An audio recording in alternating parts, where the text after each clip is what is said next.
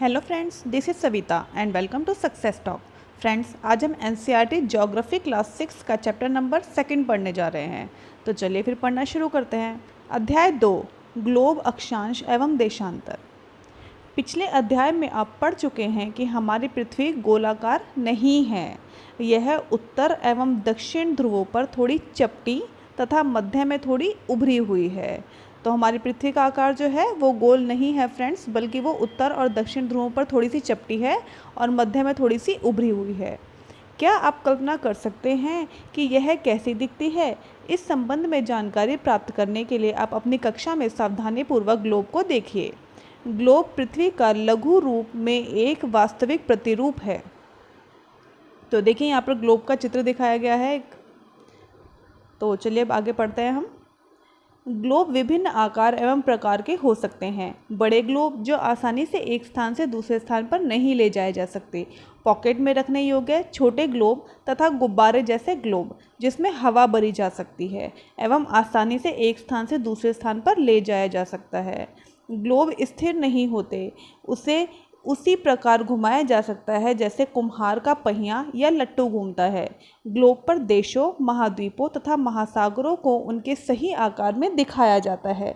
पृथ्वी के समान किसी ग्लोब पर किसी बिंदु की स्थिति का वर्णन करना कठिन है। अब प्रश्न उठता है कि इस पर किसी स्थान की स्थिति कैसे बताई जा सकती है। इसके लिए हमें कुछ बिंदुओं एवं रेखाओं के संदर्भ की आवश्यकता होगी। तो यहाँ पर दिखाया गया है, आओ कुछ करके सीखें। तो एग्ज़ाम पर्पज से इम्पॉर्टेंट नहीं है फ्रेंड्स, बट अगर आप चाहो तो वीडियो को पॉज करके इसे पढ़ सकते हो। तो चलिए अब हम आगे पढ़ना शुरू करते हैं। आप देखेंगे कि एक सुई ग्लोब में झुकी हुई अवस्था में स्थित होती है जिसे अक्ष कहा जाता है। ग्लोब पर वे दो बिंदु जिनके से होकर सुई गुजरती है उन्हें उत्तर तथा दक्षिण ध्रुव कहा जाता है।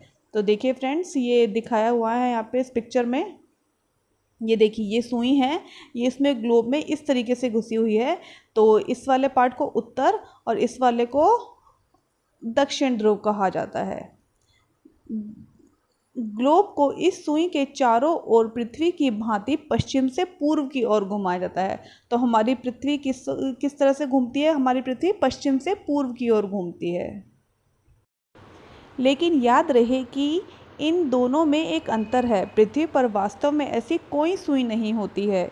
यह अपने अक्ष पर चारों ओर घूमती है, जो एक काल्पनिक रेखा है। एक अन्य काल्पनिक रेखा भी ग्लोब को दो बराबर भागों में बांटती है। इसे विषुवत वृत्त कहा जाता है। पृथ्वी के उत्तर में स्थित आधे भाग को उत्तरी गोलार्ध तथा दक्षिण वाले आधे भाग को दक्षिणी गोलार्ध कहा जाता है। तो देखिए यहाँ पिक्चर में दिखाया गया है, ये लाइन जो पृथ्वी को दो पार्ट में डिवाइड करती है उसे विषुवत वृत्त कहा जाता है। और इसके ऊपर वाली जो लाइन से इसे उत्तरी ध्रुव कहा जाता है, उत्तरी गोलार्ध कहा जाता है इसे। और ये जो सबसे ऊपर पॉइंट है सेंटर में, इसे उत्तरी ध्रुव कहा जाता है। और ऐसे दक्षिण के साइड में जो लाइंस बनी है उसे दक्षिणी गोलार्ध कहा जाता है। और सबसे दक्षिण में जो बिंदु होता है उसे दक्षिणी ध्रुव कहा जाता है। ये दोनों बराबर के आधे भाग होते हैं। इसी प्रकार विषुवत वृत्त पृथ्वी पर एक काल्पनिक वृत्त बनाती है एवं यह पृथ्वी पर विभिन्न स्थानों की स्थितियों को बताने में सबसे महत्वपूर्ण संदर्भ है। तो ये जो लाइंस है ये पृथ्वी पर विभिन्न स्थानों की स्थितियों को बताती है। तो चलिए आगे पढ़ते हैं हम। विषुवत वृत्त से ध्रुवों तक स्थित सभी समानांतर वृत्तों को अक्षांश समानांतर रेखाएं कहा जाता है। तो इन रेखाओं को क्या कहा जाता है? इन्हें अक्षांश समानांतर रेखाएं कहा जाता है। अक्षांशों को अंश में मापा जाता है। विषुवत वृत्त 0 अंश अक्षांश को दर्शाती है। चूंकि विषुवत वृत्त में दोनों तरफ ध्रुवों के बीच की दूरी पृथ्वी के चारों ओर के वृत्त का 1/4 है, अतः इसका माप होगा 360 अंश का 1/4 यानी कि 90 अंश। तो ये काफ़ी इंपॉर्टेंट बात बताई गई है कि विषुवत वृत्त 0 अंश अक्षांश को दर्शाती है। जैसे कि हमने देखा है, ये 0 अंश जो है ये अक्षांश को दर्शाती है, ये वाली 0 डिग्री होता है ये। चूंकि विषुवत वृत्त से दोनों तरफ ध्रुवों के बीच की दूरी पृथ्वी के चारों ओर वृत्त की 1/4 होती है, तो अतः इसका माप जो होता है वो 360 डिग्री का 1/4 4, यानी कि अगर इसको हम काटेंगे तो 4 9 जा 36 एंड 90 बन जाएगा, ये इसका अंश बन जाएगा इसका इतना। उत्तरी अक्षांश उत्तर ध्रुव को दर्शाता है तथा 90 अंश दक्षिणी अक्षांश दक्षिण ध्रुव को दर्शाता है। जैसे कि हमने अभी पढ़ा था, जो उत्तरी अक्षांश होता है वो उत्तरी ध्रुव को दर्शाता है और जो दक्षिणी अक्षांश होता है 90 डिग्री का 90 अंश का वो दक्षिणी ध्रुव को अक्षांश को दर्शाता है, दक्षिणी ध्रुव को। इसी प्रकार विषुवत वृत्त के उत्तर की सभी समानांतर रेखाओं को उत्तरी अक्षांश कहा जाता है तथा विषुवत वृत्त के दक्षिण में स्थित सभी समानांतर रेखाओं को दक्षिणी अक्षांश कहा जाता है। इसीलिए प्रत्येक अक्षांश के माप के साथ उसकी दिशा यानी उत्तर या दक्षिण को भी लिखा जाता है। सामान्यतः उसे उ या द अक्षर से व्यक्त किया जाता है। उदाहरण के लिए महाराष्ट्र में चंद्रपुर एवं ब्राज़ील, दक्षिण अमेरिका में बेलो होरिज़ोंटे दोनों एक ही अक्षांश 20 अंश पर स्थित है, लेकिन चंद्रपुर विषुवत वृत्त से 20 अंश उत्तर में एवं गोले बेलो होरिज़ोंटे विषुवत वृत्त के 20 अंश दक्षिण में स्थित है। इसीलिए हम कहते हैं कि चंद्रपुर 20 डिग्री ऊ अक्षांश पर तथा बेलो होरिज़ोंटे 20 डिग्री द अक्षांश पर स्थित है। चित्र 2.2 में स्पष्ट है कि जैसे जैसे हम विषुवत वृत्त से दूर जाते हैं अक्षांशों का आकार घटता जाता है। तो देखिए जैसा कि इसमें दिखाया गया है, ये देखिए अक्षांशों का आकार जो है वो घटता जा रहा है और लास्ट में ये एक डॉट के रूप में आ जाता है। फिर चलिए अब आगे पढ़ते हैं। महत्वपूर्ण अक्षांश समानांतर रेखाएं। विषुवत वृत्त 0 डिग्री उत्तर ध्रुव 90 डिग्री उत्तर तथा दक्षिण ध्रुव 90 डिग्री द के अतिरिक्त 4 महत्वपूर्ण अक्षांश समानांतर रेखाएं और भी हैं, और ये हैं उत्तरी गोलार्ध में कर्क रेखा 23.5 डिग्री ऊ तथा दक्षिणी गोलार्ध में मकर रेखा 23.5 डिग्री द। देखिए यहाँ दिखाया गया है, ये देखिए ये उत्तरी अक्षांश में 23.5 डिग्री ऊ जो है इसको कर्क रेखा कहा जाता है और दक्षिणी गोलार्ध में 23.5 डिग्री द जो बोलते हैं उसे हम मकर रेखा कहते हैं। ये देखिए यहाँ पर ये मेंशन किया हुआ है। चलिए अब आगे पढ़ते हैं। विषुवत वृत्त के 66.5 डिग्री उत्तर में उत्तर ध्रुव वृत्त और विषुवत रेखा के 66.5 डिग्री दक्षिण में दक्षिणी ध्रुव वृत्त है। तो देखते हैं यहाँ पर, देखिए दिखाया गया है यहाँ पर उत्तर में ये देखिए 66.5 डिग्री, ये उत्तर ध्रुव वृत्त कहा जाता है इसको, और दक्षिण में 66.5 डिग्री जो दिखाया गया है यहाँ पर, ये देखिए इसे दक्षिणी ध्रुव वृत्त कहा जाता है। पृथ्वी के ताप कटिबंध कर्क रेखा एवं मकर रेखा के बीच के सभी अक्षांशों पर सूर्य वर्ष में एक बार दोपहर में सिर के ठीक ऊपर होता है। इसीलिए इस क्षेत्र में सबसे अधिक ऊष्मा प्राप्त होती है और इसे उष्ण कटिबंध कहा जाता है। तो कर्क रेखा और मकर रेखा के बीच में होता है ये वाला पार्ट, देखिए ये कर्क रेखा और मकर रेखा के बीच में है। इस पार्ट में जो सूर्य की किरणें होती हैं वो साल में एक बार सीधी पड़ती हैं एकदम, इसी कारण यहाँ पर बहुत ज़्यादा ऊष्मा यानी कि बहुत ज़्यादा गर्मी होती है, इसलिए इसे उष्ण कटिबंधीय पार्ट कहा जाता है। कर्क रेखा तथा मकर रेखा के बाद किसी भी अक्षांश पर दोपहर का सूर्य कभी भी सिर के ऊपर नहीं होता है।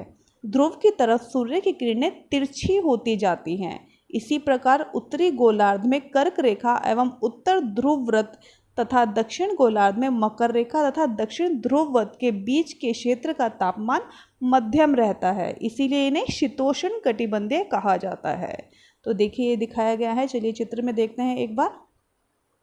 ये देखिए कर्क रेखा से लेकर उत्तरी ध्रुव वृत्त के बीच का जो पार्ट है, यहाँ पर सूर्य की किरणें जो होती है सीधी ना पड़कर तिरछी पड़ती हैं, तो इसलिए इसे शीतोष्ण कटिबंधीय कहा जाता है, क्योंकि यहाँ का एरिया जो है ये उष्ण कटिबंध के अकॉर्डिंग थोड़ा कम गर्म होता है।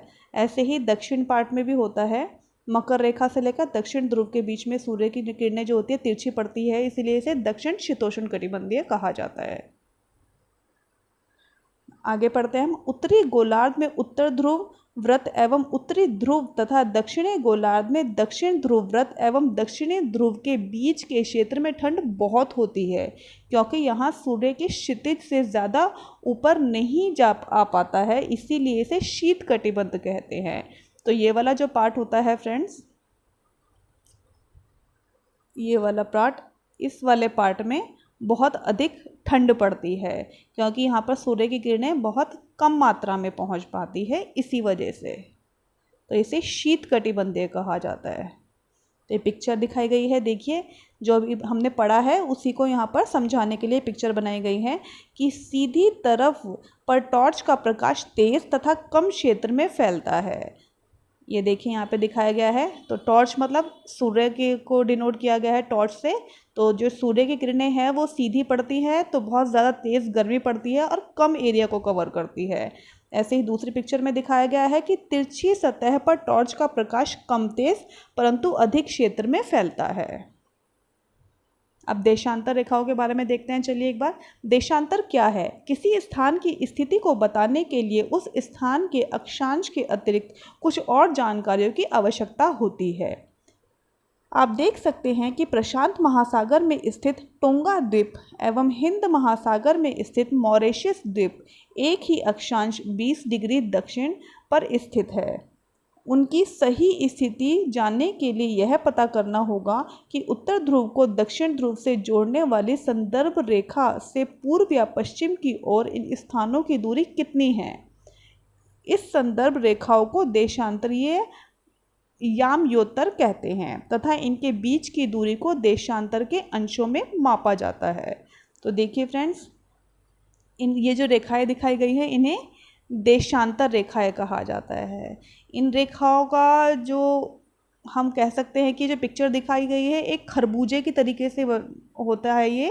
तो जैसे कि खरबूजे में इस तरीके से लाइनें होती है, ऐसे ही इन देशांतर रेखाओं में भी लाइनें होती हैं तथा इनके बीच की दूरी को देशांतर अंशों के नाम से अंशों में मापा जाता है। तो इनके जो बीच की दूरी होती है इनको देशांतर अंश कहा जाता है इस दूरी को।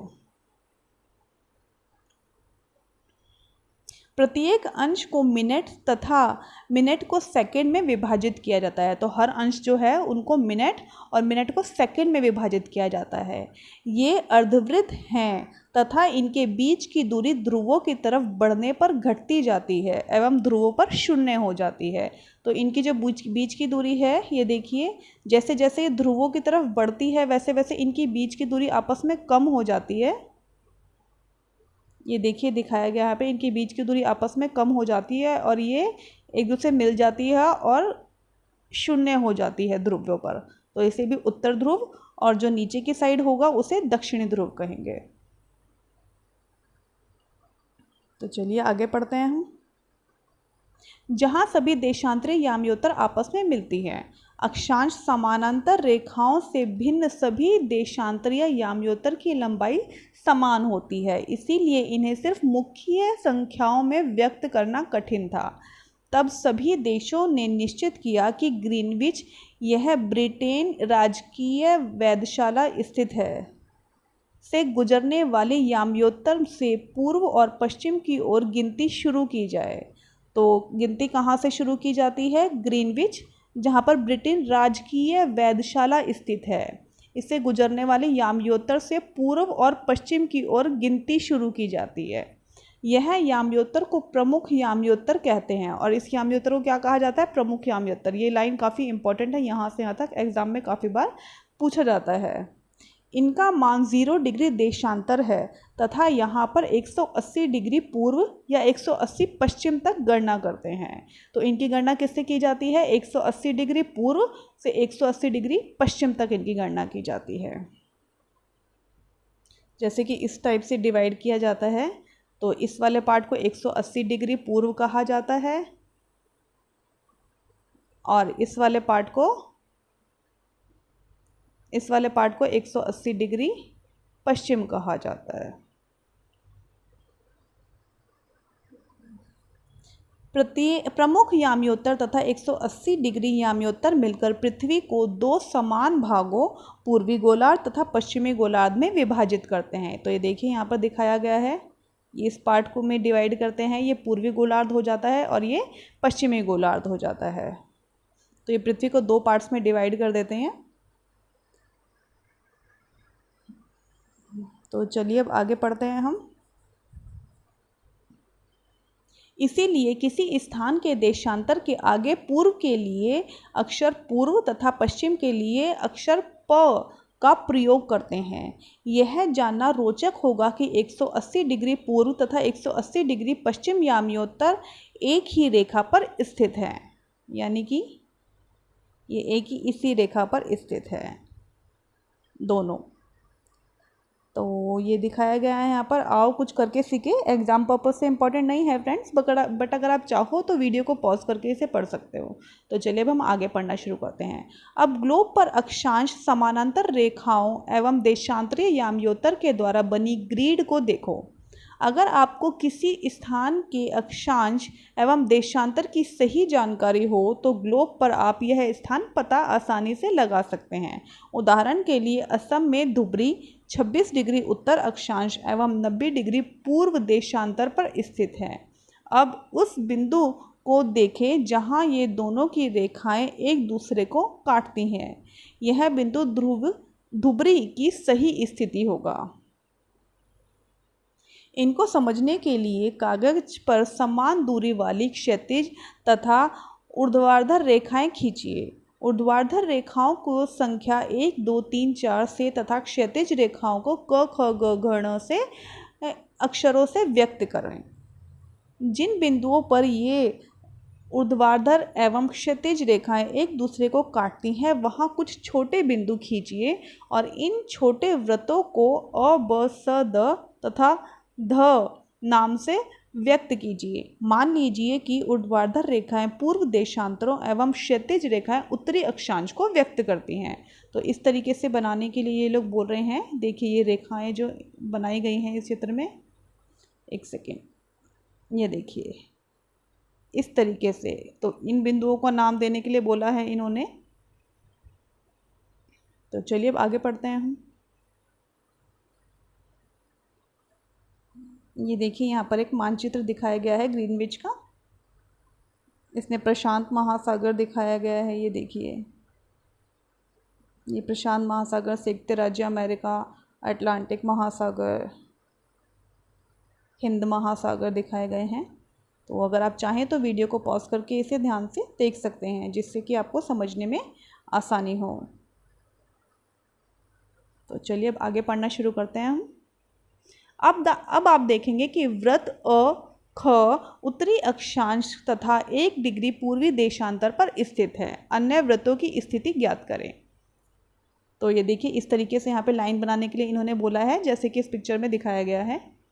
देशांतर और समय को मापने का सबसे अच्छा साधन पृथ्वी, चंद्रमा एवं ग्रहों की गति है।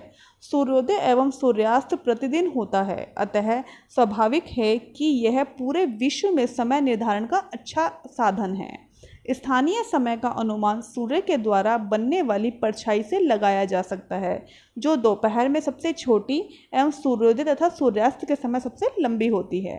ग्रीनविच पर स्थित प्रमुख याम्योत्तरों पर सूर्य जिस समय आकाश के सबसे ऊंचे बिंदु पर होता है उस समय याम्योत्तर पर स्थित सभी स्थानों पर दोपहर होती है। चूंकि पृथ्वी पश्चिम से पूर्व की ओर चक्कर लगाती है अतः वे स्थान जो ग्रीनविच के पूर्व में हैं उनका समय ग्रीनविच समय से आगे होगा तथा जो पश्चिम में है उनका समय ग्रीनविच से पीछे होगा। तो कारण बताया गया है कि समय आगे पीछे क्यों होता है, क्योंकि जो हमारी पृथ्वी होती है पश्चिम से पूर्व की ओर चक्कर लगाती है। तो वे स्थान जो ग्रीनविच के पूर्व पार्ट में होंगे, मान लीजिए ग्रीनविच लाइन है जो इसके पूर्व पार्ट में है, जो हिस्से उन पर ग्रीनविच समय से आगे होगा। ये आगे समय होगा यानी कि बढ़ता जाएगा समय, और जो समय ग्रीनविच समय से आगे होगा और जो पश्चिम की तरफ होगा उसका समय पीछे जाता जाएगा। तो ये घटता जाएगा समय इनका। समय के अंतर की दर की गणना निम्नलिखित विधि से की जा सकती है। पृथ्वी लगभग 24 घंटे में अपने अक्ष पर 360 डिग्री घूम जाती है, अर्थात वह 1 घंटे में 15 डिग्री एवं 4 मिनट में 1 डिग्री घूमती है।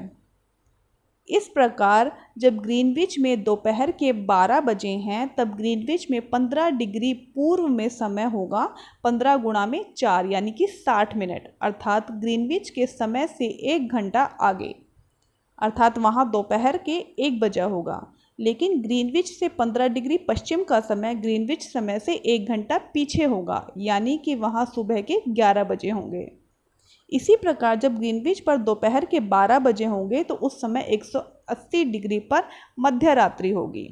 किसी भी स्थान पर जब सूर्य प्रकाश आकाश में अपने उच्चतम बिंदु पर होता है तो दोपहर में उस समय घड़ी के में दिन के 12 बजते हैं। इस प्रकार घड़ी के द्वारा दिखाया गया समय उस स्थान का स्थानीय समय होगा। आप देख सकते हैं कि दिए गए देशांतर याम्योत्तर पर सभी स्थानों का स्थानीय समय समान है। यह मानक स्थान क्यों मानते हैं? हम इसे मानक स्थान क्यों मानते हैं? क्योंकि अलग अलग याम्योत्तर पर स्थित स्थानों के स्थानीय समय में अंतर होता है। उदाहरण के लिए बहुत से देशांतरों से होकर गुजरने वाली रेलगाड़ियों के लिए समय सारणी तैयार करना कठिन होता है।